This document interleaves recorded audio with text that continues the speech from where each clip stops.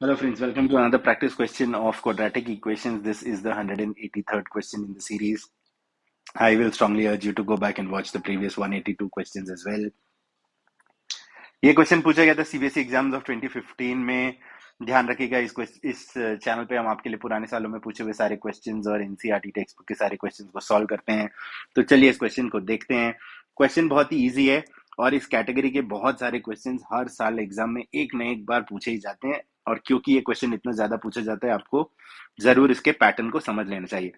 Question बड़ा simple है. कह रहा है कि train travels at a certain average speed for a distance of 54 kilometre and then travels the distance of 63 kilometer at an average speed of 6 kilometer per hour of average speed of 6 kilometer per hour more than the first speed. If it takes 3 hours to complete the total journey, what is its first speed? तो क्योंकि हमें first speed निकालना है या original speed निकालना है, मैं कह देता हूं कि हमारा फर्स्ट स्पीड जो हमको नहीं मालूम है, let the first speed be initially equal to x. अब जो इनिशियल डिस्टेंस चला गया था, वो इनिशियल डिस्टेंस कितना था? वो डिस्टेंस था डिस्टेंस ऑफ 54 किलोमीटर चला गया था. तो जो टाइम लगा था उसको मैं T1 कहता हूँ. ओके, जो टाइम लगा था इस 54 किलोमीटर को चलने के लिए, इसे मैं T1 कहता हूँ. तो T1 टाइम कितना हो जाएगा? Distance upon speed, distance upon speed हो जाएगा, करेक्ट. तो 54 किलोमीटर मैं एक्स स्पीड पे चला था, तो इतना मुझे टाइम लगेगा और ये आवर्स है. ठीक है, क्योंकि स्पीड जो है वो एक्स किलोमीटर पर आवर है और जो डिस्टेंस है वो किलोमीटर में है. तो जो पहला टाइम लगा वो हो गया 54/x. अब जो सेकंड स्पीड है, जो थोड़ी देर बाद उसने अपने चेंज करने के बाद जो स्पीड गई, उसमें उसने अपनी स्पीड को थोड़ा बढ़ा दिया, 6 किलोमीटर से बढ़ा दिया. तो सेकंड स्पीड को मैं बोलता हूँ x plus 6 kilometre per hour. और जो डिस्टेंस चला सेकंड स्पीड के साथ, इसे मैं कह देता हूँ डिस्टेंस 1 और इसे मैं कह देता हूँ डिस्टेंस 2. ये था 63 किलोमीटर, सॉरी ये 54 किलोमीटर होगा. ओके, तो ये 63 किलोमीटर है डिस्टेंस 2.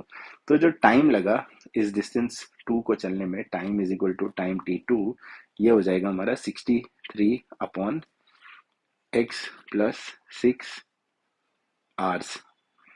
पर अब क्वेश्चन कह रहा है कि जो टोटल टाइम है वो 3 घंटा है.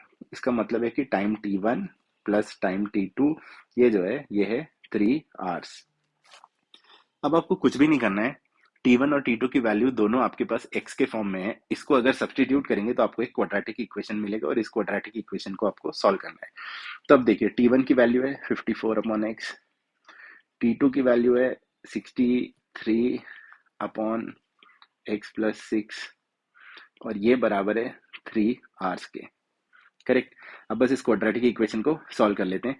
पहले तो हम 3 से काफी कुछ कैंसिल कर सकते हैं. अगर पूरे इक्वेशन को 3 से डिवाइड कर दे तो ये हो जाएगा 18/x प्लस 21/x प्लस 6. तो ये हो जाएगा 1 के बराबर.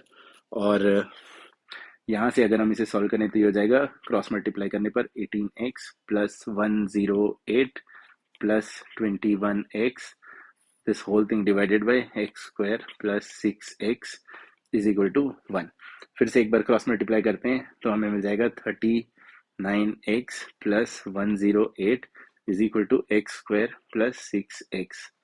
यहाँ से ये हो जाएगा, अगर मैं थोड़ा लेफ्ट राइट करूँ, टर्म्स को अरेंज करूँ क्वाड्रेटिक इक्वेशन के लिए, तो एक्स स्क्वायर प्लस नहीं, सॉरी ये माइनस होगा, प्लस 6x माइनस 39x हो जाएगा x square minus of 33x minus of 108 is equal to 0.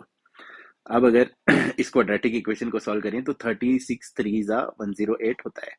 तो ये हो जाएगा x minus 36 into x plus 3 is equal to 0.